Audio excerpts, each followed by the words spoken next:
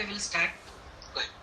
Om Sahana Vavatu Sahano Bhunaktu Sah Veeryam Karavavahe Tejasvinavaditamastu Ma Vidvishavahe. Om Shanti Shanti Shanti. 13મા અધ્યાયના 7મા શ્લોકનું એક શ્લોક બધાને બોલાવે છે, પ્રમાણે બોલવાનો છે. અમાનિત્વમદં વિત્વમ.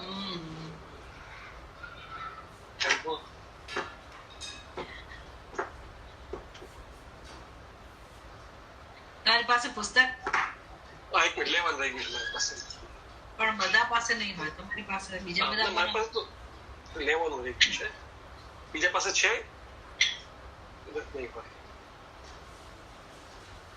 આપણે ગ્રુપમાં મૂક્યું હતું ગઈ વખતે, એટલે બધા મોબાઈલમાં તો વોટ્સએપમાં પાછું પાડવું પડશે.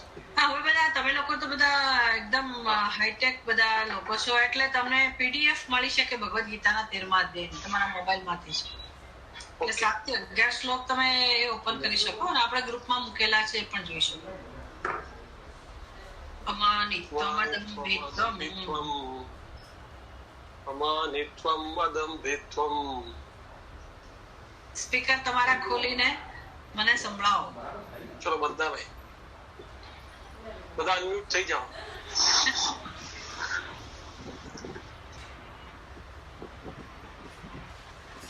અમાનિત્વમ વદમ વિત્વમ.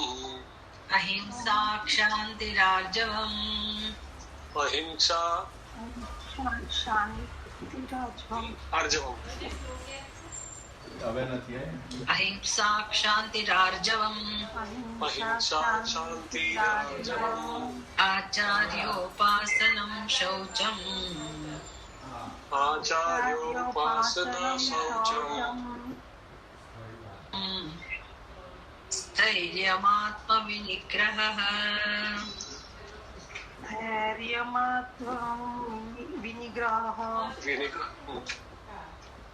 હિંમત કરીને ક્યારેક ક્યારેક બોલીશું ને તો જ આપણે ટેવ પડશે. અત્યારે તો તમે લોકો ચોપડી ખોલશો જ નહીં. રોજ આપણે કરવું માતા કાલથી લઈને બેસી શાદી પર બોલી આ શ્લોક તો બધા મોડે કરી દેવા જેવા છે.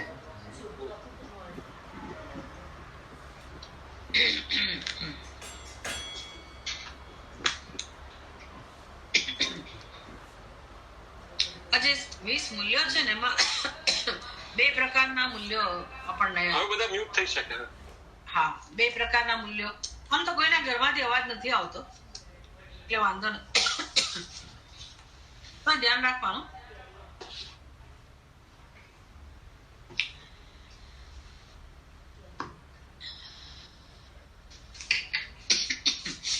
આ મૂલ્યો એટલે આમ તો ખરેખર આધ્યાત્મિક સાધનો કહેવાય અને એની શી જરૂર છે. એટલે સંબંધ યાદ રાખવાનો આપણે કે આ મૂલ્યો આપણે શું કામ એની ચર્ચા કરીએ છીએ, એને શું કામ સમજવાનો પ્રયાસ કરીએ છીએ, એનું મૂલ્ય આપણા જીવનમાં શું હોવું જોઈએ, શું કામ હોવું જોઈએ મૂલ્ય. અને આ બધા સાધનો કે આ મૂલ્યો જે છે એનું જયારે મૂલ્ય નથી રાખ્યું, આપણે અવગણના કરી હોય, એટલે કરેલી જ છે, એમાં કોઈનો વાંક નથી. અજ્ઞાનને કારણે આ બધું આપણા વ્યક્તિત્વમાં કેટલીક સારી વસ્તુઓ છે, કેટલીક ન ગમે એવી વસ્તુઓ છે. તો છેવટે તો આપણું ધ્યેય એક જ છે કે આપણે જેવા છીએ એવા આપણે પોતાને ઓળખીએ. ભગવાને જેવા આપણને બનાવ્યા છે, ખરેખર આપણું જે ઓરિજિનલ કોર પર્સન જેને કહેવાય ને, જે ખરેખર આપણું વ્યક્તિત્વ છે, સાચા અર્થમાં જે આપણું સ્વરૂપ છે, એવા આપણને જાણવું જોઈએ.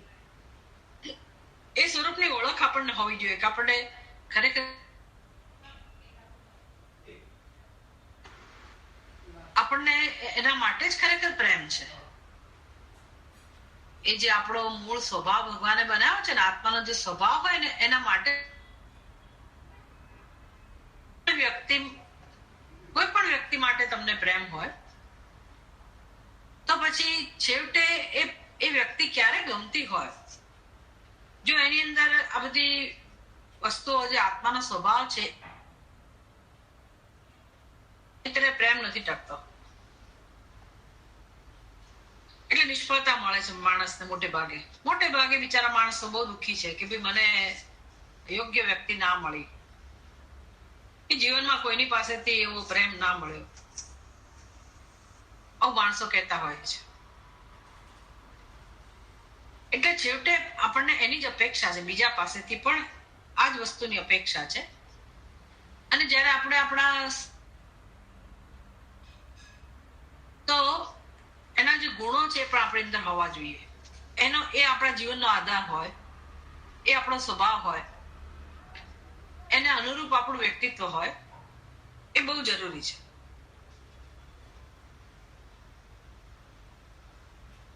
પ્રકારના મૂલ્યો છે. એકમાં એવું છે કે એને ઓળખીને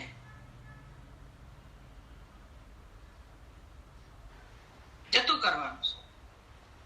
અને જે ખરું મૂલ્ય છે, જેમ કે અમાનિત્વ, આપણે સમજીશું હમણાં, એ સહજ છે આપણા માટે. દરેક માણસ માટે અમાનિત્વ એ એકદમ હળવાશ ભરેલું છે, સહજ છે. કારણ કે આપણો સ્વભાવ છે, સાચો સ્વભાવ અમાનિત્વ છે. એટલે કોઈક મૂલ્યો એવા છે કે જે ખોટી વસ્તુ આપણા અંદર છે અને આપણે દૂર કરવાની છે. કેટલીક વસ્તુનો અભાવ છે અને આપણે એનું ઉપાર્જન કરવાનું છે, એટલે કે અભ્યાસ કરી અને આપણે મૂલ્ય કેળવવાનું છે. આ બંને પ્રકારના મૂલ્યો છે. આમ તો જોવા જાવ તો ખરેખર કશું કરવાનું નથી, એ બહુ શાંતિ છે. કરવાનું કઈ જ નથી, આપોઆપ બનશે. જો સાચી સમજ આવી જશે ને, બધી વસ્તુ સમજાશે આપણને કે આના અભાવમાં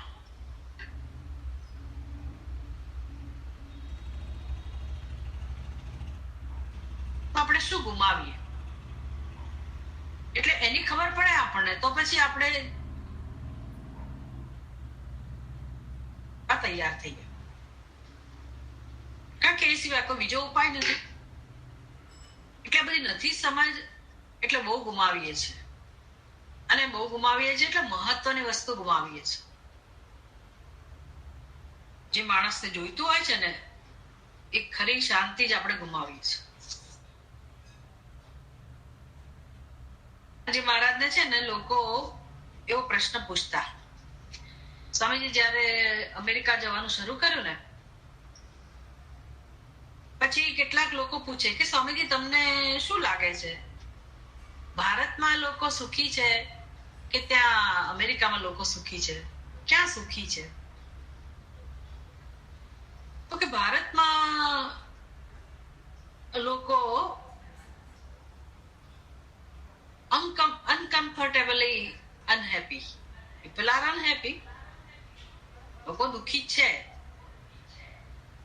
અને સગવડતાઓ ઓછી છે, ઓછામાં ઓછી સગવડતા એમની પાસે છે. જે કમ્પેર ટુ અધર કન્ટ્રીઝ, આપણા દેશમાં જે કઈ વિકાસ હોય, સુખ સગવડના જે સાધનોનો અભાવ હોય કે અછત હોય, એને કારણે માણસ બિચારો દુઃખી હોય. એ જમાનાની વાત છે, 30-40 વર્ષ પહેલાની. અને સ્વામીજી કહે છે કે અમેરિકામાં લોકો કમ્ફર્ટેબલી અનહેપી, એટલે બધા સગવડના સાધનો છે અને દુઃખી છે. પણ સત્ય એ છે કે લોકો તો દુઃખી જ છે, ભારતના હોય કે ભારતની બહારના, કોઈ પણ દેશના. કોઈક જગ્યાએ સગવડતા વધારે છે એટલે સગવડ વાળા છે અને દુઃખી છે, અને ભારતમાં અગવડતા વસ્તુ છે. તો પછી વિકાસ જેને કહીએ એનો અર્થ શું થયો? તો કે સગવડતા હોઈ શકે, સગવડતાથી આપણા જીવનમાં ફેર પડે એની ના નથી. ઘણી બધી અનુકૂળતા થઈ જાય આપણા જીવનમાં સગવડતાને કારણે, પણ માણસ અંદરથી જે એની સ્થિતિ છે એમાં પરિવર્તન ના આવે. ગમે તેટલી સગવડતા હોય તો પણ એ માણસ અંદરથી સમજવાનો પ્રયાસ કરીએ છીએ કે આવું કેમ છે. એટલે ખરેખર સુખ જોઈતું હોય તો સગવડ ભલે વધારીએ, સગવડ ભલે હોય એ સારું જ છે, એમાં પણ ખરેખર જે શાંતિનો અનુભવ આપણે ઈચ્છીએ છીએ એનું મુખ્ય સાધન એ આપણી પાસે શાંતિ હોય જ. આમ તો તમે વેદાંત શાસ્ત્રમાં તો એવું જ કહે છે કે તત્વમસી, તું જ આનંદ સ્વરૂપ છે. તો એ તો બધા આત્મા છે, બધા આનંદ સ્વરૂપ થયા. એની વાત નથી. એ તો આનંદ સ્વરૂપ આપણું છે, છતાંય આપણને એનો લાભ નથી મળતો. એટલે હવે એ આત્માને જાણવા માટે કે જાણવાનો પ્રયાસ કરીએ, જાણતા પહેલા આપણે કેવા બનવું જોઈએ કે જેથી આત્માનો આપણને લાભ મળે. એટલે એક વસ્તુ બહુ સરસ આપણે સમજ્યા આટલા ક્લાસની અંદર કે આપણા સ્વરૂપમાં કોઈ દોષ નથી. આપણું જે મૂળ સ્વરૂપ છે એમાં આપણે ક્યાંય સુધારો કરવાની જરૂર નથી. છે એ નિત્ય શુદ્ધ જ છે, નિત્ય મુક્ત જ છે, સદા પવિત્ર જ છે, એ પૂર્ણ જ છે, એમાં કોઈ ખોટ પણ નથી. આવું જે આત્માનું સ્વરૂપ છે એ બધા પાસે છે અને એની જ આપણને ઈચ્છા છે. સ્વરૂપનો આત્માનો જે ધર્મ છે ને એના અનુભવની જ આપણને ઈચ્છા છે. એ પણ આપણે સમજીએ છીએ.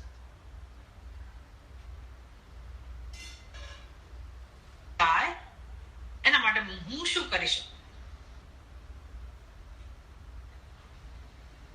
એટલે આપણને એમ કે બહારથી કંઈક કરીએ, આપણે કોઈ કર્મ કરીએ, કંઈક વસ્તુ મેળવીએ અને જીવનમાં શાંતિ થઈ જાય, તો વેદાંત શાસ્ત્ર આપણી દિશા બદલે છે કે ત્યાં બહાર ગમે તેટલું પરિવર્તન તમારે કરવું હોય તો કરો, પણ એનાથી તમને જે પ્રકારની શાંતિ જોઈએ છે એ શાંતિના અનુભવની સંભાવના નથી.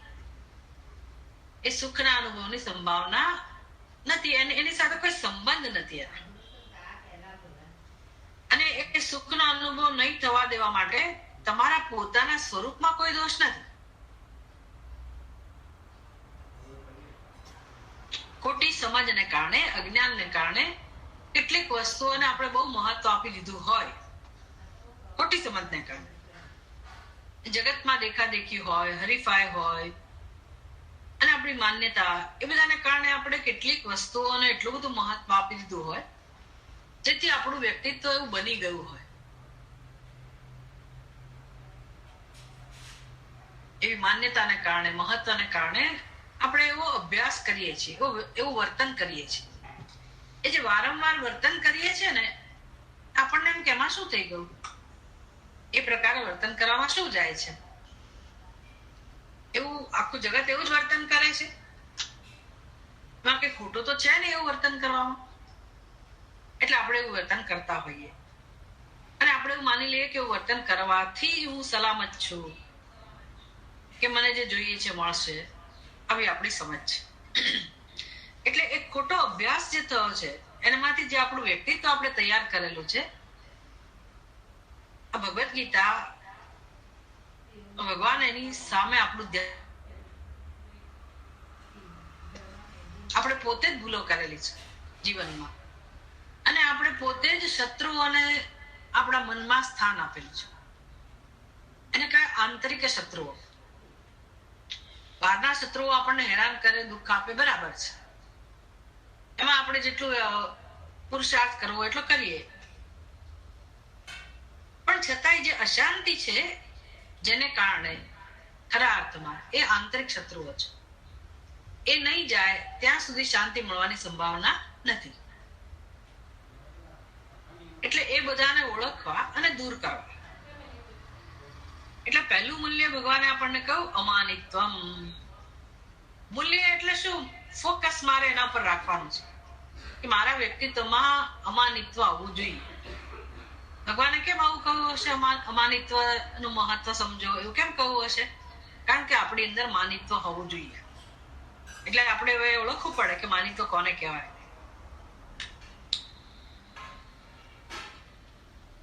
માનિત્વ એટલે શું?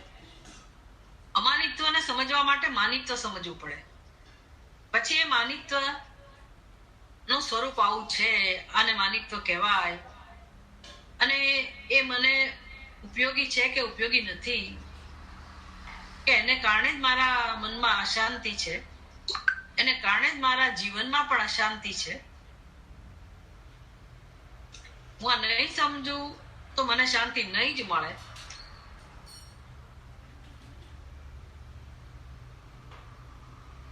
જો હું સમજીને પુરુષાર્થ કરીશ, આ માનિત્વને દૂર કરીશ, તો હંમેશ માટે મારા જીવનમાં જે સુખ શાંતિ મને જોઈએ છે એ મેળવવાનો માર્ગ ખુલ્લો થઈ જશે, સહજ રીતે, સરળતાથી. પેલું આત્મજ્ઞાન તો ક્યારેય થાય ને ક્યારેય આત્માનું દર્શન કરીએ ને ક્યારેય આપણે આનંદ સ્વરૂપમાં નિષ્ઠા પ્રાપ્ત કરીએ, પણ આ માર્ગ એટલો સરસ છે મૂલ્યોના પાલનનો, કે જેવું તમે એને સાચા અર્થમાં સમજો એની સાથે જ તમને શાંતિનો અને સુખનો અનુભવ શરૂ થઈ જાય, હળવાશ આવી જાય આપણા જીવનમાં. આવો નિયમ છે. એટલે માનિત્વ આપણે સમજીએ. માનિત્વ એટલે શું? સંસ્કૃત શબ્દ છે માનિત્વ, એને આપણે અભિમાનિત્વ એવું કહી શકીએ ગુજરાતીમાં. સંસ્કૃતમાં અભિમાન શબ્દ છે, પણ એ શબ્દ બનેલો છે.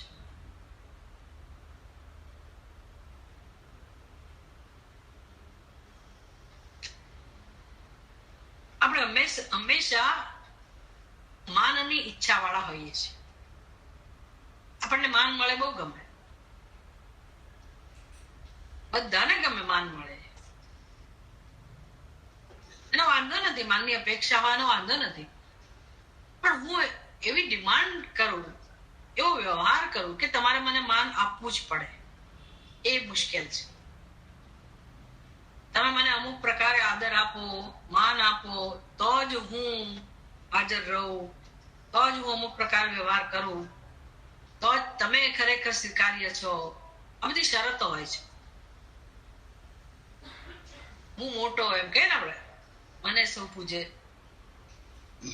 મને કેમ ના બોલાવ્યા, પેલો પ્રસંગ હતો તો તમે મને અમુક રીતે જ કેમ ના બોલાવ્યા, મારો આદર સત્કાર કેમ ના કર્યો, અથવા મને બોલાવે તો જ હું આવું. આમ આપણી અંદર આ બધા ઘણા બધા ખ્યાલ હોય. એ વ્યવહારમાં આપણે જાણીએ છીએ આ બધું.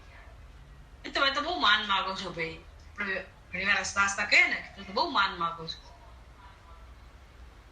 એટલે આપણને ગમતું નથી. બીજા કોઈ આવું કરે તો આપણને ગમતું નથી. એટલે ભગવાન કહે છે કે આપણે પણ આ બધું કરીએ છીએ તો એ બીજાને નહીં જ ગમતું હોય. એટલે આપણો વ્યવહાર આપણો ધર્મ બની જાય. પછી આપણું જે આપણી અંદર વૃત્તિઓ છે કે ટેવ છે, એને આપણે જાણીએ, ઓળખીએ અને ધીરે ધીરે એને દૂર કરીએ. આવું વ્યક્તિત્વ બની જ ગયું હોય છે એટલે પહેલા તો ઓળખવું પડે કે જો આવું છે. બીજાનું તો આપણે ઓળખી લઈએ, પણ આપણી અંદર આ બધું હોય છે આપણને જણાતું નથી. કે આને કારણે આપણે આપણો તિરસ્કાર નથી કરવાનો. પહેલા આપણે અભિમાન રાખીને સંતોષ લેતા હોઈએ કે હું તો આ જ રીતે જીવું. અમુક તો આખી કોમ્યુનિટી એના માટે જાણીતી છે કે ભાઈ અમે તો આ જ કરનારા, અમે તો ક્યાંય નીચે ઝૂકીએ જ નહીં કોઈ જગ્યાએ. આવું ઘમંડ રાખનારા હોય છે. ઘણા લોકોને બિચારાને ખબર જ નથી કે આવું કરવાથી એ શું ગુમાવે છે. પણ ચલો આની જરૂર કેમ પડી? આવું ક્યાંથી આવું આપણી અંદર? એટલે પહેલી વાત તો એ કે આપણે આપણને જેવા સમજીએ છીએ ને, આપણી બુદ્ધિમાં આપણા વિશેનો જે ખ્યાલ છે ને, એને એવું કહેવાય કે આપણે માપીએ છીએ પોતાને. એક સંસ્કૃતમાં માં શબ્દ છે. માં એટલે મધર નહીં, માં એટલે માપવું, મેજર. માં ધાતુ છે, માપવું, એમાંથી માન શબ્દ બનેલો છે. એટલે અભિમાન આમાંથી બનેલો છે શબ્દ, માનિત્વ આમાંથી બનેલો છે. એટલે આપણે પોતાના સ્વરૂપને માપીએ છીએ. અજ્ઞાન એટલે શું? તો કે પોતાને માપી લેવું. આત્માને માપી ના શકાય કે આત્માનો કોઈ માપ નથી. આત્મા આત્મા છે, બસ. એ જેવો છે એવો છે. એની બહુ આપણને કિંમત નથી, એ તો જાણતા જ નથી. અને ઉપરથી આપણે જે નથી એને આપણે હું કહીએ છીએ. એનો અર્થ કે હું ને માપીએ છીએ. ત્યારે કઈ રીતે માપીએ છીએ આપણે પોતાને? હું મનુષ્ય છું, દેહથી માપીએ છીએ. મનુષ્યનો દેહ એટલે હું મનુષ્ય છું. પછી દેહના બધા ધર્મો, તમારી ઊંચાઈ કેટલી, તો ઊંચાઈ માપી, તમે આટલી ઊંચાઈ છે, આટલું વજન છે, બધું માપ કાઢ્યું કહેવાય. પણ એ કોનું માપ છે? તો કે તો શરીરનું માપ છે. આપણે એને કોનું માપ કહીએ છીએ? મારું માપ કહીએ છીએ, હુંનું માપ. આપણે પોતાને માપીએ છીએ. એટલે મહત્વનું શું બની ગયું? હું છું એ મહત્વનું ના રહ્યું. હું કોણ છું, હું ક્યાં છું, હું કેવો છું કે હું કેવી છું,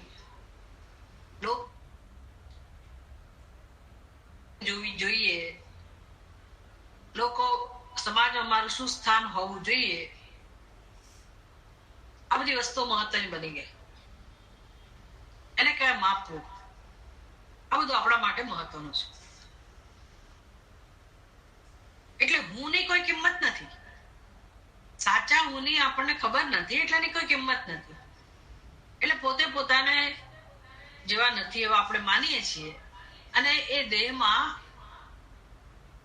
દેહના ધર્મોથી બહુ તો કેટલું આપણને મળે, એટલો તમને સંતોષ થાય.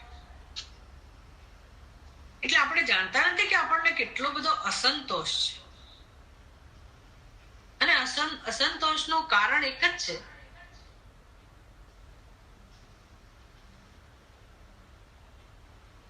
આપણે આપણો સ્વીકાર નથી કરતાનું કારણ એક જ છે કે આપણે આપણને જેવા છીએ નથી જાણતા. એટલે હંમેશા હું આ શબ્દ વાપરતી હોઉં છું કે અસંતોષ આપણો મુખ્ય પ્રશ્ન છે. અસંતોષ, પોતાનો જ અસંતોષ. પણ પોતાનો અસંતોષ શું કામ હોય? કેમ આપણને ગમતા નથી? આપણે આપણાથી કેમ અસંતુષ્ટ છીએ? કારણ કે જે ઉપાધિ છે એ પોતે જ અલ્પ છે. એના ધર્મો એમાં મહાનતા હોય ને કેટલી હોય. એટલે જેમ કે પેલો પાણીનો દેડકો છે ને, એવી કથાઓ કહેતા હોય બાળકો માટે કે એક વખતે દેડકો કંઈક નાના મસ્ત તળાવમાં રહેતો હશે અને પછી બહુ પાણી આવ્યું ને તો પછી કૂદકા મારતો મારતો કંઈક મોટા તળાવમાં જઈ આવ્યો. અને પછી લહેર કરીને ફરી પાછો આવ્યો. ત્યારે પોતાના સ્થાનમાં પ્રાણી જોયું. ભાઈ બીજા જગ્યાએ ગયો છે ને ત્યાં મોટા મોટા દેડકા ને કે માછલી કશું જોયું હશે. અને આવીને કહે છે કે માં મેં બહુ મોટો એમ કે દેડકો જોયો, બહુ મોટું પ્રાણી જોયું. એટલે એની માં પછી એને કહે કેટલું મોટું. દેડકો ફૂલતો હોય છે. એ ફૂલાઈને કે કેટલું મોટું. એ તો આના કરતા મોટું. પેલી એનું શરીર ફૂલાવતી જાય, એટલું ફૂલાવે ફાટી જાય. પછી એમાં માણસ બિચારો ફૂલાવામાંથી ઊંચો નથી આવતો. પોતાની જાતને મહાન બતાવ્યા જ કરે. એટલે અંદરથી આપણને એવું પ્રેશર હોય છે સિદ્ધ કરવાનું કે મને આ આવડે છે, મને પેલું આવડે છે, હું જીવનમાં સફળ છું, મેં મારી મહેનતથી આ બધું પ્રાપ્ત કર્યું, હું કંઈક છું. એટલે તમે મને સ્થાન આપો, તમે મારો સ્વીકાર કરો, તમે મારી મહાનતા સમજો. આવી આપણી રિક્વાયરમેન્ટ છે. બધામાં વધતા ઓછા પ્રમાણમાં હોય છે. અંદરનું આ પ્રેશર છે. એટલે પછી કંઈક પણ વસ્તુ આપણે શીખ્યા હોઈએ કે કંઈક સિદ્ધિ નાની મોટી પ્રાપ્ત કરી હોય, સરસ વસ્તુઓ છે. પોતાની અંદર વિશેષતાઓ લાવવી, વિકાસ કરવો, કંઈક શીખવું, બહુ સરસ વસ્તુ છે. પણ આપણી બીજી તરફ જરૂરિયાત શું હોય? લોકોને ખબર પડવી જોઈએ. ઘણા લોકો કવિતાઓ સરસ લખતા હોય, એક સારો લેખ લખતા હોય, પુસ્તકો લખે, સંગીત ભજનો લખે, કશુંક રચના કરે, કશુંક ગાય, બધું બહુ સરસ વસ્તુઓ છે. પણ પછી તરત આપણી જરૂરિયાત શું છે? લોકોએ બીજાએ જાણવું જોઈએ. પછી બીજાએ જાણવું જોઈએ એટલે આપણે એને વંચાવીએ, બધું કરીએ, પણ પછી આપણે જણાવ્યા વગર તો ન જ રહીએ કે તમને ખબર છે કોણે રચના કરી? એટલે મેં રચના કરી. આનો કરતા હું છું. આમ આપણું મોટાપણું એ લોકો જાણી જાય. એ વ્યવહારમાં પછી આપણી પાસેથી કામ કઢાવવું હોય એ તે આપણને સારું લાગે. મોટા ભાગ કરો ને ભાઈ એટલે કામ થઈ જાય. મોટે ભાગે લોકો આવું કરતા હોય. માન આપે, આદર આપે અને વ્યક્તિ આ પ્રકારે સંતોષ પામે અને સારું લાગે અને કામ થઈ જાય. પણ પછી ખરેખર આપણે વ્યવહારમાં એ પણ જાણવું જોઈએ કે લોકો ખરેખર આદર આપે છે કે મને ગમે છે એટલે આદર આપે છે, કે મારી પાસેથી કામ કઢાવવું છે એટલે આદર આપે છે. મોટે ભાગે લોકોને આવું ગમતું નથી હોતું અને બધા આપણને પગે લાગતા હોય એટલે ખરેખર આદર આપે છે એવો નિયમ પણ નથી હોતો. કદાચ આપણી સત્તાને કારણે કે આપણી પોઝિશનને કારણે લોકો માન આપતા હોય, કરે, વ્યવહારમાં કરવું પડે એટલા માટે કરતા હોય. તો બધું સારું છે, વ્યવહારમાં બધું જે છે યોગ્ય છે. પણ આ આપણા માટે છે, આ સમાજ કે લોકો મને માન આપે છે એટલે મારે કઈ માની લેવાની જરૂર નથી કે હું માનને યોગ્ય જ છું. એક તો વસ્તુ આ. અને બીજા માન આપે તો જ મને ગમે, તો જ હું મારો સ્વીકાર કરું એવું કેમ છે? મારે શું કામ લોકોની પાસેથી માનની અપેક્ષા હોય? શું કામ મારી મહત્તાનો પ્રચાર કરવાની જરૂર હોય? આ બધું આપણે નહીં વિચારીએ તો કોણ વિચારશે? આવું કેમ છે આપણી અંદર? કેમ આપણી અંદર આવું પ્રેશર છે કે જેથી બીજાનું ધ્યાન આપણે આકર્ષ્યા કરીએ, કોઈક ને કોઈક રીતે આપણને સંતોષ થાય? આવું કેમ છે? કારણ કે આપણે અસંતુષ્ટ છીએ. આપણે આપણાથી જ અસંતુષ્ટ છીએ.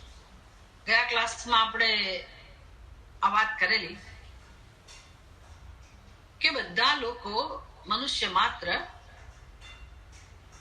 કોને શોધી રહ્યો છે? પ્લીઝડ મી ને, સંતુષ્ટ હું, એની શોધ ચાલી રહી છે. સંતુષ્ટ હું. આપણને એવું લાગે કે બીજાને આપણે ખુશ કરીએ છીએ, પણ બીજાને ખુશ એટલા માટે કરીએ છીએ કે બીજા ખુશ થાય તો મને કંઈક શાંતિ લાગે એટલા માટે. અને એ કઈ ગમે તે વ્યક્તિને ખુશ કરવાનો પ્રયાસ ના કરીએ. જે મહત્વનું હોય એના માટે જ આપણે પ્રયાસ કરીએ.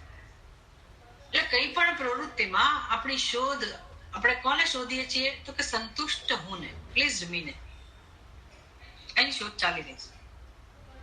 એટલે માન માંગવા દ્વારા પણ તમે મને માન આપો, પછી મારી બુદ્ધિ સ્વીકારે કે હા હું સ્વીકારવાને યોગ્ય છું, મને મારા માટે આદર જન્મી શકે. જો લોકોએ મારો આદર કર્યો એટલે કદાચ ખરેખર હું આદરને યોગ્ય હોઈશ અને મારી બુદ્ધિ મારો સ્વીકાર કરે. આવી પ્રક્રિયા બુદ્ધિમાં થતી હોય છે. એનો અર્થ કે લોકો માન નથી આપતા ત્યારે નથી ગમતું, એ સાબિત તો થયું ને. લોકો માન ન આપતા હોય અને હું મારો સ્વીકાર નથી કરી શકતી, એનો અર્થ કે મારા મનમાં મારા માટે જ કંઈક એવા ખ્યાલ છે કે જેને કારણે હું જ મને નથી ગમતો કે હું જ મને નથી ગમતી.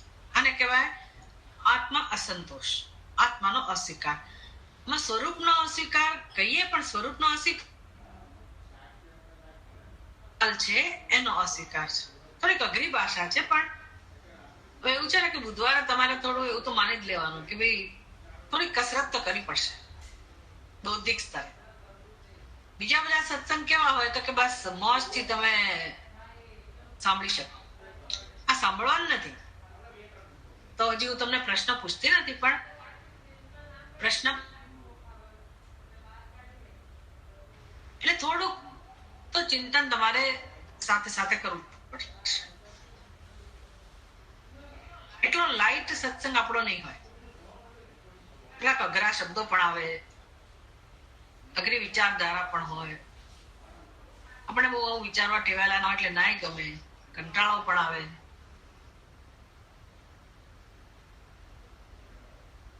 પણ તો વાપરતા જોઈએ છે.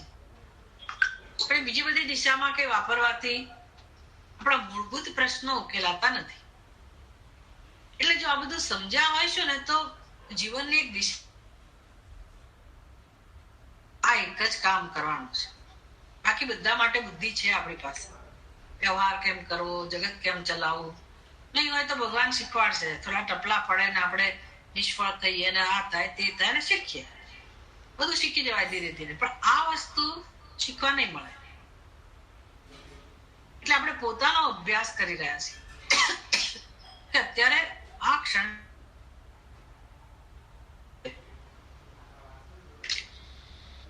આ આત્મ સંતોષ એટલે શું વાત કરે છે? તો કે આત્મ અસંતોષ એટલે સચ્ચિદાનંદ સ્વરૂપનો અસંતોષ ના હોય કોઈને, પણ મારા માટેના, મારા વિશેના જે કઈ ખ્યાલ છે મારી બુદ્ધિમાં એનાથી આપણને સંતોષ નથી અને કોઈને ન હોય. કારણ કે એક તો આપણું એ સત્ય નથી અને ઉપાધિમાં એટલી બધી મર્યાદાઓ છે. જીવનમાં જે કે અનુભવો થયા હોય, ઘરમાં જે કે અનુભવો થયા હોય, નાનપણમાં જે કે અનુભવો થયા હોય, કોના કોના વ્યવહારનો આપણે ભોગ બન્યા હોઈએ, લોકોએ અમુક રીતે વ્યવહાર કર્યો હોય, લોકોએ અમુક શબ્દો વાપર્યા હોય, અમુક પરિસ્થિતિમાંથી આપણે પસાર થયા હોઈએ, આપણી ઉપાધિમાં પણ કેટલીક મર્યાદા હોય, કોઈકની ઊંચાઈ વધારે પડતી હોય, કોઈકની ઊંચાઈ ઓછી હોય. હવે એવું છે ને કે ભાઈ આ બધું વેદાંત શાસ્ત્ર તો ભરપૂર માત્રામાં આપણને ચિંતન કરતા શીખવાડે છે.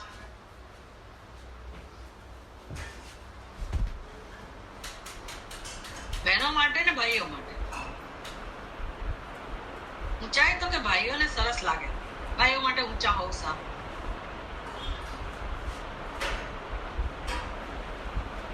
એટલે અને કદાચ એ મધ્યમ કક્ષાના પણ નથી અને એવું માનતા હોય કે મારી ઊંચાઈ ઓછી છે અને આખી જિંદગી આ અંદરથી ખૂંચે કે હું ઊંચો નથી. ભાઈઓ માટે આ છે. હવે બહેનોને જો ઊંચાઈ વધારે પડતી મળી હોય, આ જમાનામાં તો બહુ ચિંતા નથી. મને યાદ છે કે એક જમાનો એવો હતો કે છોકરીઓ વાંકી વળી ગઈ. આપણે એમ કેમ આટલી નાની ઉંમરમાં વાંકી વળીને ચાલે છે? કે કઈ માનસિકતા એવી થઈ ગઈ કે મારામાં હું ઊંચી છું એટલે છોકરીઓ ઊંચું હોવું જરાય નહીં સારું. તો હશે એ વખતે ખ્યાલ. એટલે બિચારી છોકરી આખી જિંદગી અંદરથી પીડાય કે હું ઊંચી છું એટલે છોકરીઓ માટે સારું નહીં, સારું નહીં, સારું નહીં, એટલે હું યોગ્ય નથી, હું સ્વીકાર્ય નથી. આમ બિચારી પોતાનો તિરસ્કાર કરે. પછી વળી અમુક દેશમાં જાઓ, પંજાબ જેવી જગ્યામાં જાઓ, ત્યાં પસંદ હોય છોકરીઓ તો ત્યાં ઊંચાઈને સારી ગણવામાં આવતી. અને તમે મધ્યમ પણ નહીં, ઊંચાઈ ઓછી હોય એવું એને વધારે લોકો સારું ગણે. આમ જાત જાતની માન્યતા જુદા જુદા સ્થળે હોય. એમાં માણસ વિચારવાનો ભોગ બને અને પછી એ કોમ્પ્લેક્સ આખી જિંદગી ચાલે. ઘણા લોકો બસ એનું એક નાક કેમ ભગવાને બરાબર નથી એના કારણે આખી જિંદગી દુઃખી થયા કરે. હોય છે આવા લોકો. આ બધું ઊંડે ઊંડે હોય. તમને એમ થાય આવું તો કે અમારામાં નથી. બધું અંદર હોય, બધાની અંદર. અનકોન્શિયસમાં, સબકોન્શિયસમાં કેટલી બધી વસ્તુ પડી એ આપણને ધક્કો માર્યા કરે. આખી જિંદગી ઊંચેડીના ચપ્પલ પહેરવા, શૂઝ પહેરવા, બધા બહુ ઉપાયો હોય છે. લોકો એવું એના પાછળ જ કેટલો પૈસો, શક્તિ એમાં જ મસ્ત હોય. એટલે એને ક્યાંથી આ પ્રેરણા મળે છે? તો કે લોકોને ખબર ના પડવી જોઈએ કે મારી અંદર આ દોષ છે. આને કહેવાય આત્મ અસંતોષ, પોતાનો અસ્વીકાર. એટલે પોતાના માટેના જે ખ્યાલ છે આપણે જાણતા નથી કે આ આપણા પોતાના જ ઉભા કરેલ નિર્ણયો છે કે ખ્યાલ છે. આપણે એને આપણું સત્ય સમજીએ છીએ અને એવા આપણને ગમતા નથી. આ મૂળભૂત પ્રશ્ન છે જીવનમાં. આપણને ગમતા નથી. અને વેદાંત શાસ્ત્ર કહે છે કે આત્મા એક એક જ સુંદર છે, આત્મા એક જ સ્વીકાર્ય છે, આત્મા એક જ ગમે એવો છે, આત્મા માટે જ પ્રેમ છે. આત્મનસ્તુ કામાય સર્વમ પ્રિયમ. આત્મા એક જ પ્રેમનો અધિકાર છે, પ્રેમાસ્પદ છે, પ્રેમને યોગ્ય છે. આ ઉપનિષદ કહે છે. અને આપણા જીવનમાં આ વસ્તુનો અભાવ છે. કેમ તો કે આપણે આપણા આત્મા સ્વરૂપને જાણતા નથી અને આત્માને ખોટી રીતે જાણીએ છીએ. અને આપણા મનમાં કોમ્પ્લેક્સ છે, બુદ્ધિમાં આ ખોટા ખ્યાલ છે, જેને કારણે આપણે સતત આપણો અનાદર કરીએ છીએ, તિરસ્કાર કરીએ છીએ. લોકો તો કરે, લોકોના જે નીતિ નિયમો હોય, લોકોમાં જે વ્યાખ્યા હોય, જે બધી સમજ ચાલતી હોય, જે ફેશન ચાલતી હોય, એ પ્રમાણે આપણું મૂલ્યાંકન થતું હોય. નાનપણથી આપણને બધી ખબર ના હોય એટલે આપણા મનમાં બધું દ્રઢ થઈ ગયું હોય કે હું નકામો છું કે નકામી છું, કે મારામાં કોઈ વસ્તુ છે જ નહીં કે જે લોકોને ગમે, એટલે હું સ્વીકાર્ય નથી. આમાંથી માનિત્વ જન્મે છે. એટલે પછી લોકો કેમ મને માન આપે, ચાલો આ ક્ષેત્રમાં તો મારું કશું ચાલે એવું નથી, હું આમાં પરિવર્તન કરી શકું એમ નથી, તો બીજી સિદ્ધિ હું પ્રાપ્ત કરું જીવનમાં અને એ સફળતા દ્વારા હું લોકોનું ધ્યાન ખેંચું અને લોકો મને આદર આપે. આવી અંદરથી બધી પ્રવૃત્તિઓ ચાલતી હોય છે. આ આપણું પ્રેરક બળ હોય છે. સિદ્ધિનો વાંધો નથી, પણ લોકો મારો સ્વીકાર કરે, લોકો મારી વાહ કરે, એ આપણી જે જરૂરિયાત છે ને એ શેમાંથી જન્મે છે એ આપણે જોવાની જરૂર છે. એટલે કેવા આપણો સ્વીકાર લોકોએ કરવો જોઈએ, એવું શું કામ છે આપણા મનમાં કે લોકોએ સ્વીકાર કરવો જોઈએ? જો આપણે આપણો સ્વીકાર કરતા હોઈએ, આપણે આપણા માટે પ્રેમ હોય, માન હોય, આદર હોય, તો પછી લોકો સ્વીકાર કરે કે ના કરે મહત્વનું નથી. એટલે મૂલ્યોનું મહત્વ સમજવાની જરૂર છે કે આપણને શું ગમતું હોય. માનિત્વ ગમે છે કે અમાનિત્વ ગમે છે? જો આ નહીં શીખવું તો માનિત્વની પાછળ મારી જિંદગી ખર્ચી નાખીશ અને લોકો પાસેથી માન માગ્યા જ કરીશ. મને ત્યાં સુધી સારું લાગશે કે લોકો બંધાયેલા નથી માન આપવા માટે. તો દરેક ક્ષેત્રમાં એવું છે. શંકરાચાર્યજી ભજગોવિંદમની અંદર કહે છે, યાવત વિત્તો પાર્જન સક્તા તાવત નિજ પરિવારો રખતા. કે તને ખબર છે કે આ તારા પરિવારના સભ્યો અને તારામાં ક્યાં સુધી રસ હોય? જ્યાં સુધી ધન કમાઈ લાવે ને ત્યાં સુધી. બધાને આનો અનુભવ તો છે જ ને. તમે ધન કમાવો પણ પછી તમે ધન ન આપો વાપરવા, જો તમારી હાલત થાય, લોકોને પ્રેમ ના રહે. પછી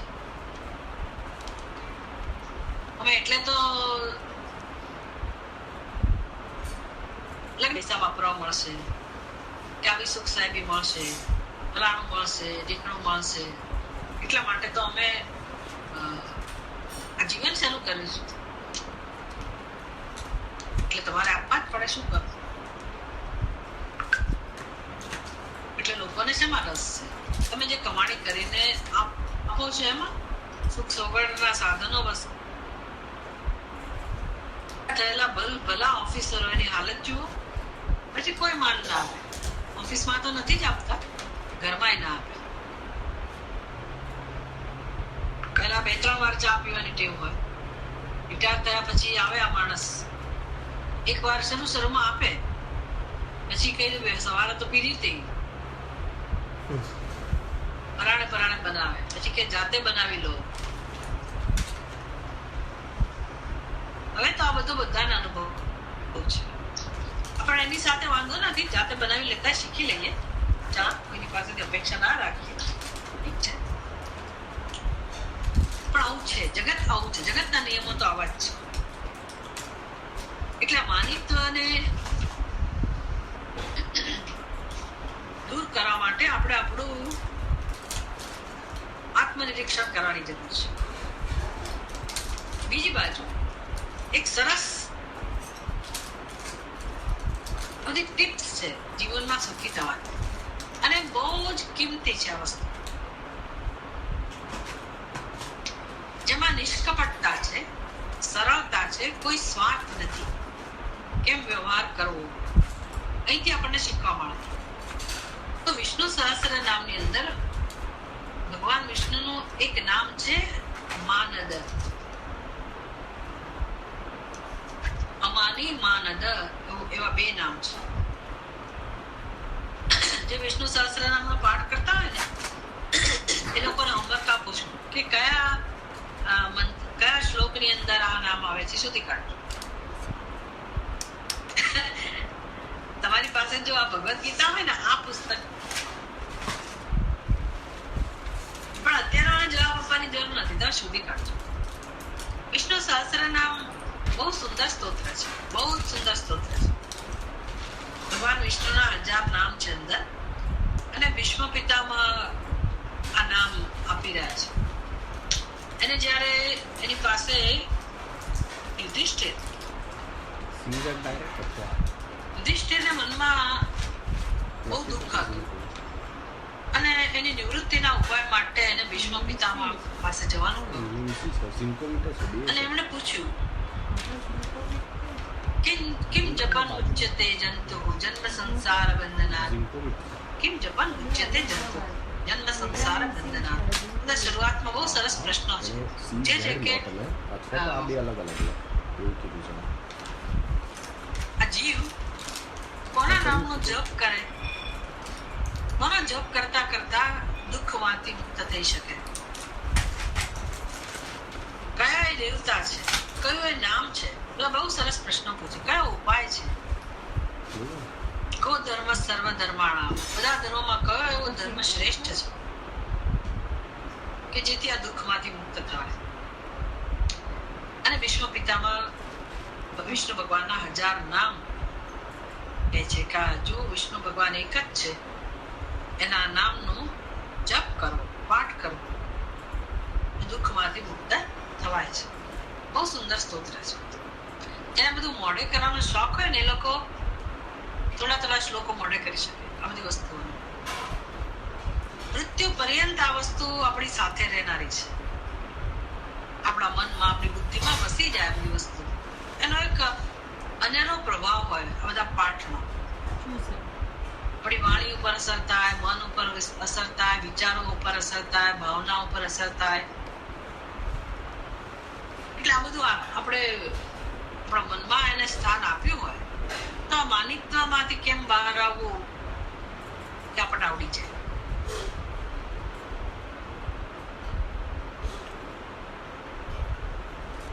આ જે મૂલ્યો છે ને એ પણ મોડે કરી લેવા જેવા છે. 5 શ્લોકો ગીતાના શ્લોકો તમને મોડે કરવાનું ગમતું હોય તો સ્થિત પ્રજ્ઞાના લક્ષણો બીજા અધ્યાયમાં એ મોડે કરી શકાય. પછી ભક્તના લક્ષણો એ પણ મોડે કરી શકાય. 12મા અધ્યાયમાં ભગવાન કહે છે. ગુણાતીતના લક્ષણો, બધા સરસ બધા શ્લોકો છે, બધા મોડે કરી શકાય. પછી એની મેળાએ ભગવાનની કૃપાથી આપણને બધું એનો અર્થ સમજાશે.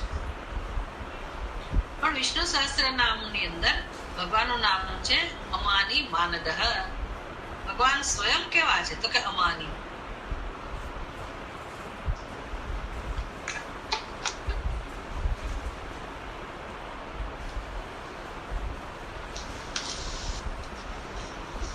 અમાની એટલે શું? માન ન માગનાર.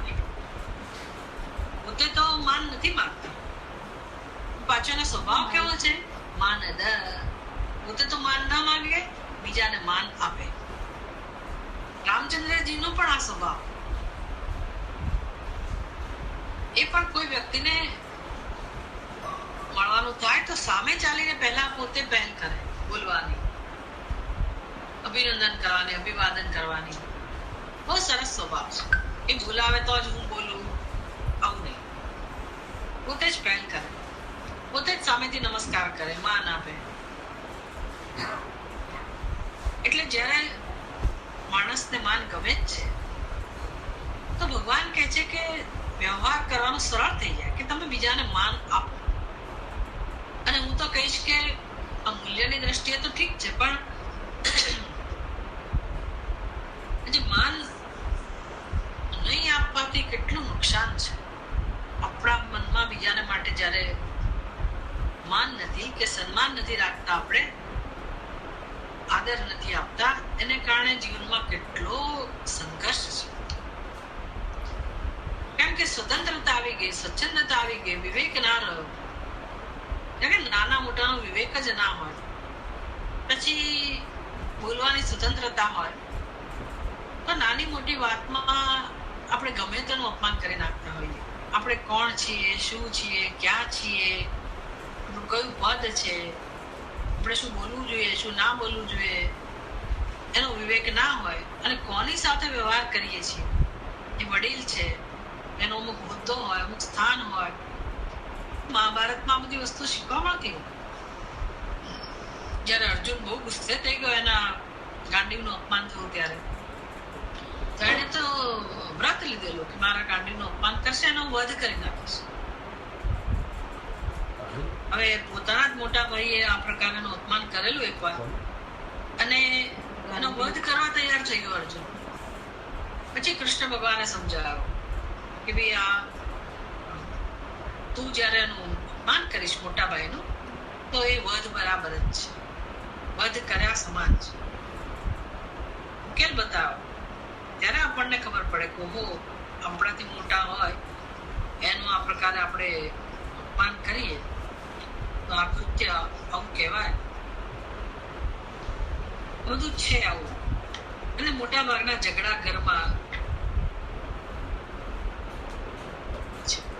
માન બધાને વાલું છે, પણ નિયમ તો હોય ને કોણ કોને આપે. નાના એ તો હંમેશા માન આપવાનું જ હોય, એક નિયમ છે. કોઈ પણ સંજોગોમાં એ પાલન શક્ય નથી હોતું, કારણ કે બધા પોતાના નિયમો નથી પાળતા, બધા સ્વતંત્ર છે. અને હવેના સમયમાં તો તમે કોઈને કશું કહી ના શકો, એટલે વ્યવહાર તો પછી મુશ્કેલ થવાનો જ છે. વ્યવહારમાં તો મુશ્કેલી જન્મવાની જ છે.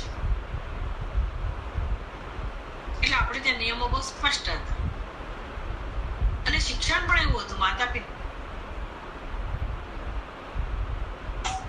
મોટો ભાઈ તરીકે બોલાવો આવું મા બાપ શીખવાડે. એ સરસ વસ્તુ હતી ને કે અંદર પછી ભલે ઝઘડા થાય ન થાય એવું નહીં, પણ એક મર્યાદા હોય. પતિ પત્ની વચ્ચે પણ આ બધા નિયમો છે. તો તું થતું હોય, તુકારે બોલાવાતું હોય, જ્યાં સમાન જાણે હોય રીતે વર્તતા હોય, એટલે કોઈ સન્માન રહ્યું જ નહીં. એટલે આપણે માનિત્વમાંથી મુક્ત થવાની જરૂર છે અને અમાનિત્વ એ આપણો સ્વભાવ બને. એના માટે આલંબન કયું તો કે બીજાને માન આપતા શીખવું, માન આદર. અને સંસારીઓને આમાં રસ હોય કે ના હોય એને આ બધું મહત્વનું ના લાગે, પણ સાધક જે છે એના માટે આ વસ્તુ બહુ ઉપયોગી છે. ભગવાનને સાધક બહુ ગમે આવું કે જે બીજાને માન આપનારું. ખાલી ખાલી નહીં, ઘણા લોકો વાંકા વળી જાય પણ મનમાં કઈ આદર ના હોય અને એવી રીતે પ્રણામ કરતા હોય, બધું આવડી ગયું હોય, શીખી ગયા હોય કે આવું કરાય. એની જરૂર નથી. એ કરો તો ઠીક છે, ના કરો તો ઠીક છે. એ ન કરવું એવું નથી કહેતા.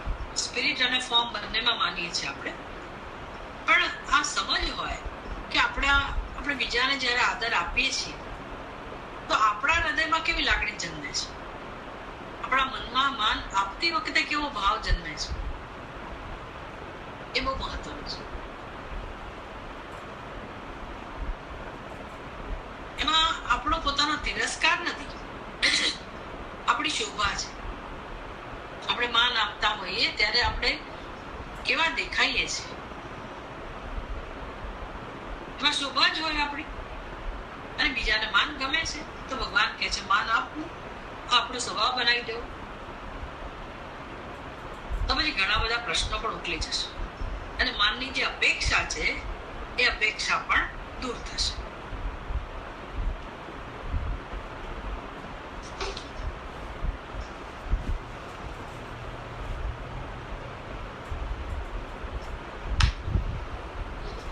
કદાચ આપણી આપણી પાસે ઘણી બધી સિદ્ધિ હોય, ખરેખર આપણે હોશિયાર હોઈએ, કે ભગવાન એવું નથી કહેતા કે તમે એનું આનંદ ના લો,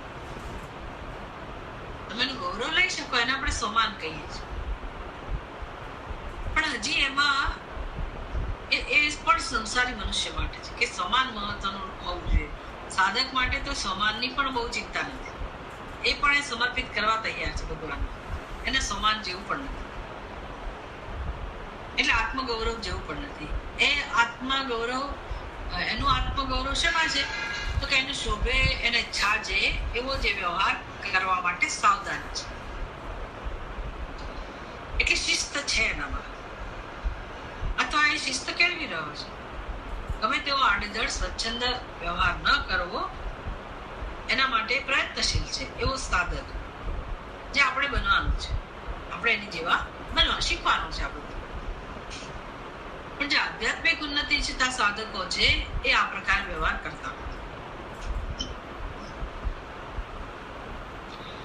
એટલે સમાન પણ પછી ભગવાન ઉપર છોડી દીધું હોય, અને એની એ જરૂર ના હોય.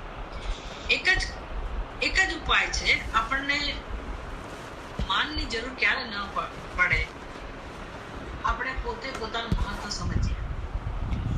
પોતાનું મહત્વ ક્યારે સમજાય? પોતાના સાચા સ્વરૂપને ઓળખીએ ત્યારે, કે આત્મા મહાન જ છે, આત્માથી મહાન કોઈ નથી. અને બધી મહાનતા, જ્યાં પણ જે પ્રકારની મહાનતા છે, વાસ્તવમાં પરમાત્માની જ મહાનતા છે. પરમાત્માથી ભિન્ન કોઈ છે નહીં. કોણ કેવી રીતે પોતાની જાતને મહાન સિદ્ધ કરી શકે? એટલે સર્વત્ર જે પણ વિભૂતિ છે, જે પણ દિવ્યતા છે, ક્યાંય કશું પણ વખાણવા યોગ્ય હોય, પ્રશંસનીય હોય, તે બધું ભગવાનની વિભૂતિ છે, અને એ વ્યક્તિને પ્રાપ્ત થઈ છે. એટલે આપણને માન આપવામાં કશું જતું નથી, અને આપણી અંદર હોય તો માન મળે તો ઠીક છે, પણ આપણે સ્વીકારી શકીએ કે ભગવાનની વિભૂતિ છે, ભગવાનની શક્તિ છે, ભગવાનની ભેટ છે. આમ ભગવાનની ભેટ છે એવું સમજીએ ત્યારે બીજા પાસેથી માન સન્માનનો આગ્રહ કે અપેક્ષા રહેતી નથી. અહીંથી જ આપણા જીવનમાં હળવાશ આવે. જ્યારે આવી સમજ હોય ને ત્યારે જ કે મને જરૂર નથી, તો એક બળ હશે અંદર, અને આપણે પરમાત્માથી પોતાને નજીક સમજીશું. પરમાત્માની સાથે આપણું તાદાત્મ્ય રહે, એ જ આપણું બળ છે. અને તો પછી વિષ્ણુ ભગવાનનો સ્વભાવ હોય અમાની માનદ, તો આપણે પણ એવા બનીએ, અમાની અને માનદ.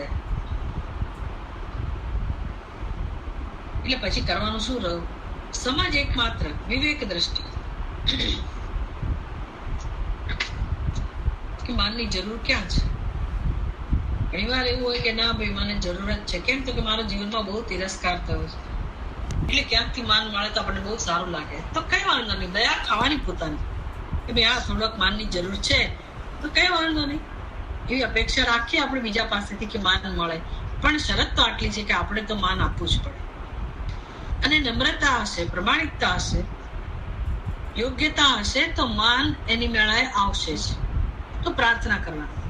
આપણા ધર્મમાં કે આપણા જે આ શાસ્ત્રમાં છે ને, સરસ ઉપાય બતાવેલા છે કે તમારે જરૂરિયાતથી વંચિત રહીને દુઃખી થવાની જરૂર નથી.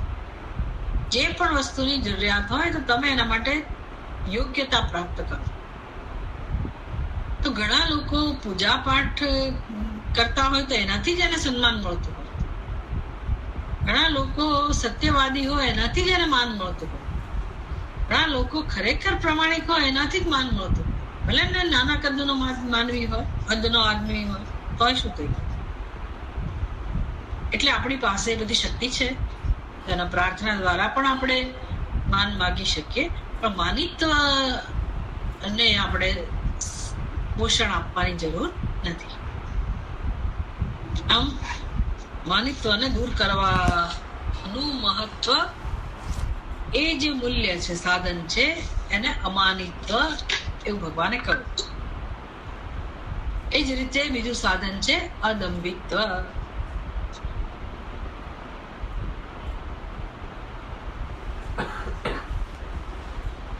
દંભિત્વ અને માનિત્વ બંનેમાં આમ તો એક જ વૃત્તિ રહેલી છે કે મારું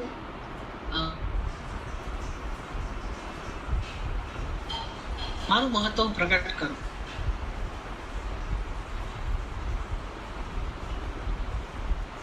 જે માનિત્વ માટે કઈ છે સમજ, તો કે વ્યક્તિ ખરેખર યોગ્યતા ધરાવે છે, એટલે કે એની અંદર કઈક એવી ક્વોલિટી છે, કઈક ગુણો છે, કઈક ભણતર હોય, કઈક એનામાં અનુભવ હોય, કશું છે અને માનની અપેક્ષા રાખે છે, એને માનિત્વ કહેવાય. દંભિત્વ એટલે શું? જયારે મેં કહું ને કે એનામાં યોગ્યતા છે ને માનની અપેક્ષા રાખે છે, એટલે હું એને એમ નથી કહેતી કે એને એ અપેક્ષા રાખવી જોઈએ. આપણે સમજી રહ્યા છીએ કે માનિત્વમાં અને દંભિત્વમાં શું ભેદ છે. માનિત્વ આપણે સમજ્યા કે ભલે યોગ્યતા હોય, પણ મારી યોગ્યતા નથી. મારી યોગ્યતા નથી. મારી અંદર કોઈ સારી વસ્તુ હોય તો એ ભગવાનની કૃપા છે. અને તમને આશ્ચર્ય થશે, ઘણા બધા લોકો આ સમજ ધરાવતા હોય છે. આ હું કહું ત્યારે જરા વસ્તુ વિચિત્ર લાગે, તો એમાં એની પ્રશંસા થતી હતી ઓડિયન્સમાં કે તમે આટલી મોટી ઉંમરમાં આવા તમે દેખાવ છો અને એનું રહસ્ય શું છે અને ફલાણો ઢીકણો. અને એને સરસ જવાબ આપ્યો કે ભગવાનની પ્રસાદી છે, ભગવાનની ભેટ છે આ સુંદરતા, મારો કોઈ પ્રયત્ન નથી. કઈ સરસ વસ્તુ છે. એટલે ઘણા લોકો સાચી સમજ ધરાવતા હોય છે. બસ આ સમજનું નામ જ મૂલ્ય. ખરેખર તો સમજ જ આપણે તો કેળવવાની છે, તો પછી જીવનમાં હળવાશ આવશે. કારણ કે માનિત્વ માટે મારે કેટલો બોજો, એવી મારું સન્માન થાય, એવી મારો દેખાવ હોવો જોઈએ, મારી પર્સનાલિટી હોવી જોઈએ, વેશભૂષા હોવી જોઈએ, મારી બોલચાલ હોવી જોઈએ. આણે મને માન આપ્યું કે નહીં, પહેલાએ આપ્યું કે નહીં, ગયા વખતે આપ્યું હતું કે નહોતું આપ્યું, અમુક સંજોગોમાં આપ્યું કે ના આપ્યું. હજારો પ્રકારનું ટેન્શન હોય છે આપણા મનમાં. એની બદલે આ બધી વસ્તુઓ જતી રહે અને આપણે પોતાની સાથે જ જયારે સંમત હોઈએ, સંતુષ્ટ હોઈએ, તો અત્યંત હળવાશનો અનુભવ કરીએ. અને તો પછી આપણા સચ્ચિદાનંદ સ્વરૂપ આત્માને ઓળખવા વાર નહીં લાગે. એટલે દંભિત્વ આપણે આવતા વખતે સમજીશું, પણ બંનેમાં ફેર શું છે માનિત્વ અને દંભિત્વમાં? માનિત્વની અંદર આપણી અંદર છે અને આપણે માનની અપેક્ષા રાખીએ છીએ. દંભિત્વની અંદર તો કશું નથી મારામાં, અને હું ડોળ કરીને એવો દેખાવ કરું છું લોકોમાં કે હું કંઈક છું, અને માનની અપેક્ષા છે. એટલે આવા ઘણા લોકો આપણને જોવા મળે. આપણી અંદર ઘણી વાર એ બધું હોય. અનેક કારણો છે. માણસનો ખરેખર કોઈ વાંક નથી. આપણે તિરસ્કાર કરી દઈએ કે આ તો દંભી છે, ડોળ કરનારો છે, આવો છે, તેવો છે. પણ આપણે અહીંયા કોઈને તિરસ્કાર કરવા માટે આ બધું નથી સમજતા. આ બધું ઓળખીએ છીએ આપણે કે આપણી અંદર આ બધું છે, અને એ બધી વસ્તુઓ આપણને જીવનમાં આ જ વસ્તુઓ શાંતિનો અનુભવ નથી કરવા દેતી, કે હળવાશનો અનુભવ નથી કરવા દેતી. એટલે આપણે આ બધાને ઓળખીએ અને આ બધી વૃત્તિને આપણે આપણા વ્યક્તિત્વમાંથી દૂર કરીએ. કારણ કે આપણો સ્વભાવ છે જ નહીં અને એની જરૂર પણ નથી. પેલું તો આપણે આપણા સ્વરૂપને નહોતા જાણતા, જગતના વ્યવહારને નહોતા જાણતા, અને કંઈક આપણી મહત્તા સાબિત કરવા માંગતા હતા. એટલે આ બધું આપણે જમા કરેલું છે. આપણા વ્યવહારમાં એને સ્થાન આપેલું છે, સ્વભાવમાં સ્થાન આપેલું છે. પણ જેમ જેમ આ સમજીએ તેમ એ બધાને આપણે વિદાય આપી શકીએ. આ વૈરાગ્યનું પણ એક સ્વરૂપ છે, ત્યાગનું સ્વરૂપ છે આ બધું. બાકી શું ત્યાગવાનું હોય જીવનમાં? શેનો ત્યાગ કરવાનો ભગવાન કે? બધું ભગવાનનું જ છે. આપણું કઈ છે જ નહીં, તો શેનો ત્યાગ કરવાના છે? આ બધું આપણું છે. માનિત્વ, દંભિત્વ એટલે શેમાંથી જન્મે છે? દંભિત્વ શેમાંથી જન્મે છે? શું કામ એની જરૂર પડે? એ બધું આપણે વિચારવું પડે. દંભ કોને કહેવાય? અને બીજા લોકો કરતા હોય તો ભલે કરે, પણ આપણે એને પણ સમજી શકીએ, નહીં તો એનો તિરસ્કાર કરીશું. હું તો યોગ્ય છું, પણ બીજા લોકો જે છે એ તો આવા જ છે, એમ કરીને આપણે એને નિગ્લેક્ટ કરીએ, એનો તિરસ્કાર કરીએ, તો અમાનિત્વ નામની વસ્તુ ના કહેવાય. એટલે એક એક મૂલ્ય આપણે આ પ્રકારે સમજવાનો પ્રયાસ કરીશું. તો દંભિત્વ જે છે, અદંભિત્વ સમજવા માટે દંભિત્વ સમજવું પડે, તો પછી આપણા વ્યક્તિત્વમાં અદંભિત્વ ધીરે ધીરે પ્રગટ થાય. અંદર છે જ અદંભિત્વ જ આત્માનો સ્વભાવ છે, અમાનિત્વ જ આપણો સાચો સ્વભાવ છે.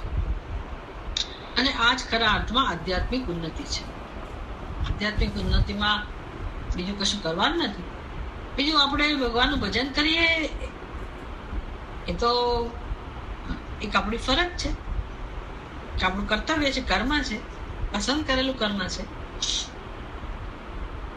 પણ આ આધ્યાત્મિક ઉન્નતિ માટે અતિ આવશ્યક વસ્તુ છે. 2-3 મિનિટ આપણે કોઈને પ્રશ્ન પૂછવો હોય તો આપી શકીએ.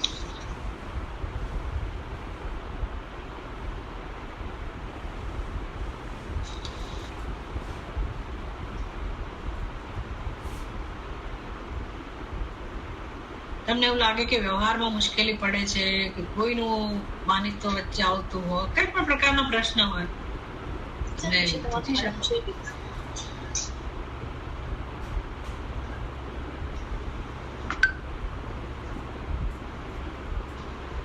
બધાને આ બધાનો તો અનુભવ થતો જ હોય છે. બધા લોકોને ક્યારેક ક્યારેક દુઃખી થઈ ગયા માન ન મળવાના કારણે એને વિચારી પૂછો ઘરમાં અને બહાર, અને તમને પીડા આપતું હોય વધારે એમાંથી બહાર આવે.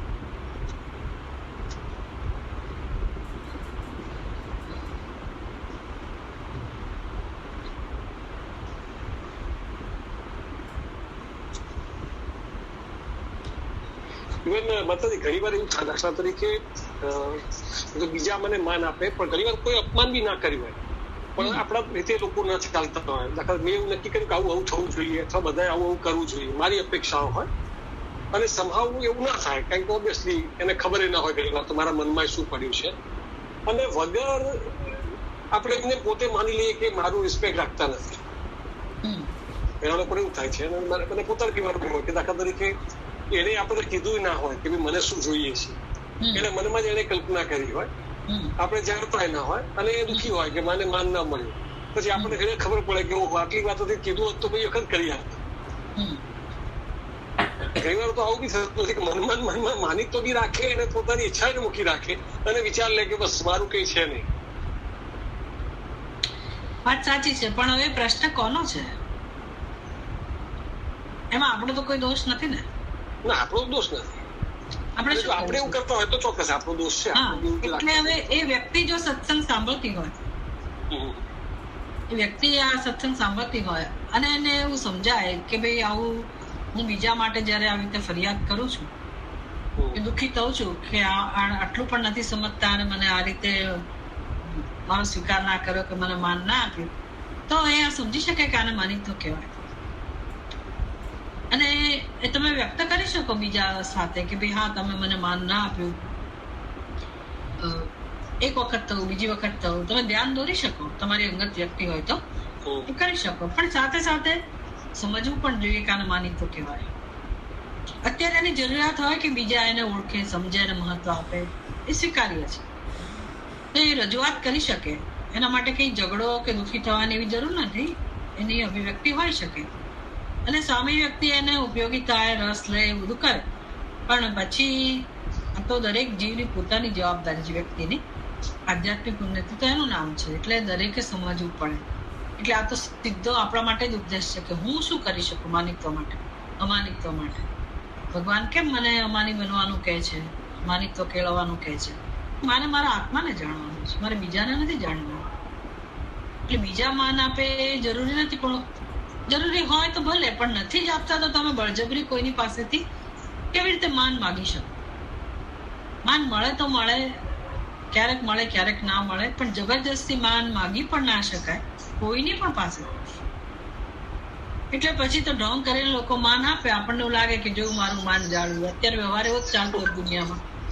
તમે સંતોષ લઈ શકો, પણ મારે એમાંથી બહાર આવવાની જરૂર છે ને કે હું શું કામ ડિપેન્ડન્ટ આવું જીવન જીવું છું, પરતંત્રતા વાળો, કે બીજા મને માન આપે તો જ હું યોગ્ય કહેવાય. એવું મારામાં શું છે, મને કેમ આવી જરૂરિયાત, એ મારે જાણવાની જરૂર છે. એટલે એના પાયામાં એ છે કે હું જ મારો તિરસ્કાર કરું છું. શું કામ મારે મારો તિરસ્કાર કરવો જોઈએ? તો ભગવાન કહે છે તમે તમારા સ્વરૂપને નથી જાણતા અને તિરસ્કાર કરો છો. એ તમે તમારો નિર્ણય બદલો, તમારા સ્વરૂપને જાણો. અને તમે આમાં માન જોઈતું હોય તો તમે માન આપતા શીખો. એક જ નિયમ શીખવા મળે આપણને. ભગવાન કેવા છે, ભગવાન શું કરે, વ્યવહાર કરે ત્યારે હંમેશા બીજાને માન આપે. અને આપણને માન જોઈતું હોય તો એક જ નિયમ છે, માન આપવું. માન આપવાથી માન મળે ખરેખર. અને માન આપવું એમાં શોભા છે આપણી. એટલે શીખવાની કળા છે કે બાળકને પણ માન આપી શકાય, પડોશીને માન આપવાની રીત હોય, નોકર ચાકરને પણ એની રીતે માન આપી શકાય. રીત જુદી જુદી હોય અભિવ્યક્ત કરવાની, પણ માન આપણે આપી શકીએ અને સામી વ્યક્તિ સુધી પહોંચતું હોય છે. આપણા મનમાં બીજા માટે જયારે સત્કાર હોય, સ્વીકાર હોય ને, સદભાવ હોય, તો બીજી વ્યક્તિ સુધી પહોંચે જ છે. એ અનુભવવાની વસ્તુ છે. થોડીક વાર લાગે, પણ આપણો સ્વભાવ એવો બની જાય પછી સામી વ્યક્તિને સમજાઈ જાય કે આના મનમાં હંમેશા માન હોય જ છે, ક્યારેય કોઈનું અપમાન નથી કરતી આ વ્યક્તિ, તો એ કદાચ પોતે સ્વીકારશે. તો આપણા માટે છે કે જેને માની તો કરવું છે. ઓકે, હરિઓમ. બીજા કોઈને પ્રશ્ન થતા જ નથી? હરિઓમ માતાજી. હા બોલો માતાજી, એક એ પ્રશ્ન હતો કે અમુક વખત અમુક સિચ્યુએશન. બહુ ધીમો આવે. હલો, હવે સંભળાય જ? હલો, માર્ક્સી બોલે છે. તો માર્શી બોલે છે, અવાજ ધીમો છે. હલો, હા હવે સંભળાય જ માતાજી? હા થોડુંક સંભળાય. હું એમ કહેતો હતો કે અમુક વખત અમુક એવી સિચ્યુએશન હોય છે જ્યારે સમાજ આપણને એવું કે તમે સામેવાળી વ્યક્તિને રિયલાઇઝ કરાવો કે તમને આ વસ્તુ નથી ગમી. સપોઝ કે કોઈ વસ્તુ આપણને ના ગમતી કોઈ સામો વ્યક્તિ કરે, એટલે એક જાતનું અમાનિત્વ વાળું આપણે જે આજનો સત્સંગ હતો એ જ રીતનું કે હવે ઠીક છે, આપણને ઇન્ટરનલી કંઈ એવું ના હોય કે માન જોઈએ છે આપણને, પણ સામેવાળી વ્યક્તિ કન્ટિન્યુઅસલી આપણને ના ગમતું કરતી હોય તો સમાજ ઘણી વખત આપણને એવું કે આપણે આપણા વડીલો પાસેથી એવું શિખામણ મળે કે તમે એ વ્યક્તિને એવું વ્યક્ત કરો કે એને રિયલાઇઝ થવું જોઈએ કે ભાઈ આ વસ્તુ મને નથી ગમી એ કરવી.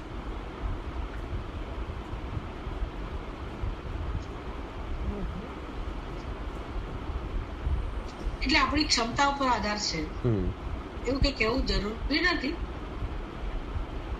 એ સામી વ્યક્તિ કોણ છે એના પર આધાર છે. એ વડીલ છે કે પછી તમારા સાથેના છે કે નાનું કોઈ બાળક છે, કોની સાથે વ્યવહાર થઈ રહ્યો છે એના પર આધારિત છે. એટલે બાળકો અમુક તમારું એનું વર્તન ન ગમતું હોય તો તમે એમને કઈ રીતે પ્રગટ કરો, એક રીત હોય. એ લોકો જાણે કે ભાઈ પપ્પાને આવું નહીં ગમે, મમ્મીને નહીં ગમે. એ અમુક સંબંધમાં સમજી શકાય. બીજા સંબંધોમાં બીજી રીતે અભિવ્યક્તિ થતી હોય. તમે રિયલાઇઝ કરાવવાની રીત કેવી છે એના પર આધાર છે. એટલે પ્રેમથી પણ એ વસ્તુ તો પછી એ વ્યક્તિને સમજાય તો એ ફરી એ નહીં કરે. એમાં કઈ અમાનિત એવો અઘરો પ્રશ્ન અંદર નથી આવતો. વ્યવહારની વાત છે. અને તમે કોણ છો, તમારું શું ફરજ છે એના પર પણ આધાર છે. બાળકોને બહુ જયારે કહે ને એને ઈજા ના થાય એ રીતે તમે એને કન્વે કરી શકો કે ભાઈ આ વ્યવહાર તમને ગમ્યો નથી. એવું જ બીજા સંબંધોમાં રાઈટ માતાજી. એટલે મારો પ્રશ્ન એ જ હતો, આપણે ઘણી વખત નહીં કહેતા આવીએ કે ભાઈ આ ફલાણી વ્યક્તિ તો મને શાકભાજીની જેમ ટ્રીટ કરે છે, આમ ફોર એક્ઝામ્પલ એવું સાંભળતા આવીએ છીએ આપણે. હવે એટલે ટેક ઇટ ફોર ગ્રાન્ટેડ આમ, એટલે આપણે એકદમ આ ટાઈપનું બિહેવિયર કરીએ તો એવું ના થઈ જાય ને કે આપણને એવી રીતે જ એ લોકો ટ્રીટ કરતા થઈ જાય કે હા ભાઈ આને તો કંઈ બહુ પડી નથી તો મૂકો ને ભાઈ, એને બહુ કંઈ એ ના હોય, આટલી બધી એને આપવાની જરૂર નથી. ટેક ઇટ ફોર ગ્રાન્ટેડ કરવા મળે આપણને. હા એ વાત સાચી છે. હા એટલે અમુક વખત એટલે કોની સાથે વ્યવહાર થાય છે એ બધું જરા મહત્વનું છે. રાઈટ. પણ હવે છેવટે તો આ બધું આપણા માટે છે. એટલે આપણી કેટલી ક્ષમતા છે જતું કરવાની, સહન કરવાની, રાઈટ એના માટે આ બહુ મહત્વનું છે. અને આવું જો આપણે માતાજી સહન કરી શકતા હોઈએ તો પછી જરા વધારે નહીં, રાઈટ બે વાર કહો, સમજાવો, કરો તમે. પછી ન જ માને તો પછી શું કરવું એ ખાલી આપણે પછી નક્કી કરવું. એક આમ ઢોંગ કરવો પડે, ભલે ઇન્ટરનલી હોય અમાનિત્વ, પણ આમ માનિત્વ હોય જાણે આમ, અને ગુસ્સે થઈ ગયા હો તમે, આમ પેલું આમ કે ને કે ફૂફાડો મારવાનો, ભલે ડંખ નહીં મારવાનો, પણ આમ એવો થોડો ઘણો આમ ઢોંગ કરવો પડે પછી એ સિચ્યુએશન. આ ખાસ હું તો એવું નથી માનતી કે એવો ફૂફાડો રાખવાની જરૂર હોય. એ સંસારમાં બધા કહેતા હોય છે કે આવું છે, હવે એ કેટલું સાચું છે, કેવું સફળતા છે એમાં, એવું નથી. પણ બી ક્લિયર, એવું થઈ શકે ફૂફાડો માર્યા વગર તમે સ્પષ્ટ રીતે કહી શકો કે આમ ન થાય તો સારું, મને નથી ગમતું. એક વાર એક રીતે, બીજી રીતે એ તેને ક્લિયર કરાવો, પછી જે કંઈ કરવાનું હોય કરાય કરો ફર્મલી. પણ એમાં કઈ ફૂફાડો કે એવો ગુસ્સો કરવાની કે જરૂર નથી. તમારી કેપેસિટી તમે વધારો અને કન્વે કરો. રાઈટ માતાજી. એટલે પછી સામે વ્યક્તિને એટલો ખ્યાલ આવે કે ભાઈ આ ખોટું જ થાય છે અને મારે ન જ કરવું જોઈએ. એટલે અને પ્રેમ જેટલો તમે પ્રેમથી સમજાવી શકો એના જેવું ઉત્તમ તો કોઈ ઉપાય નથી. પણ બધી જગ્યાએ એ વસ્તુ સફળતા નથી અપાવતી, અથવા તો બહુ ધીરે ધીરે કામ થાય છે. એટલે ત્યાં આપણી કેટલી સહન કરવાની શક્તિ છે એ બહુ મહત્વનું છે. રાઈટ માતાજી. પ્રેમથી થતું હોય છે, ધીરે ધીરે થઈ શકે. ઝઘડાથી કે ગુસ્સે થવાથી કે ફૂફાડો મારવાથી ખરેખર કામ નથી થતું. પછી કરે પણ હવે એના માટે કે એના મનમાં આપણા માટે પ્રેમ નથી જન્માવી નથી શકાતો. એટલે હવે છેવટે તો આ બધામાંથી વૈરાગ્ય એક જ ઉપાય છે કે બધાએ સાદું જ બનવાનું છે. એટલે તમે ગ્રહસ્થી હો, આ બધી વસ્તુઓ તમને સાદું બનાવી દે. છોડો ભાઈ, રાત કરતા જે મળે ખાઈ લો. રાઈટ. બોલું છે મારે તો કેવું સહેલું છે, તમારા માટે તો બહુ બધું છે, પણ છેવટે તો આ જ રસ્તો શક્ય છે. બીજું શું શક્ય છે? એટલું થાય એટલું મહેનત કરીને કહેવાનું, અથવા કે બીજો શોર્ટકટ કે બીજો કોઈ ઉપાય કામ ચલાવો કહી શકાય. કેમ સમજાવવું સામે વ્યક્તિને બહુ મોટી એક ચેલેન્જ છે, અને તમે કરી શકો તો તમારી સફળતા છે. રાઈટ માતાજી. ઉપયોગ કરવાનો, પણ કડવાશ ના આવે સંબંધોમાં. હા.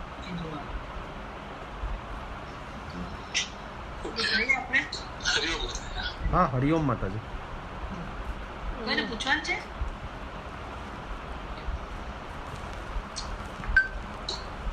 પૂર્ણમદઃ પૂર્ણમિદં પૂર્ણમુદચ્યતે પૂર્ણસ્ય પૂર્ણમાદાય પૂર્ણમેવાવશિષ્યતે. ઓમ શાંતિ શાંતિ શાંતિ. હરિ ઓમ. શ્રી ગુરુભ્યો નમઃ. હરિ ઓમ. ચાલો બધાને હરિ ઓમ. હરિઓમ માતાજી. હરિઓમ માતાજી.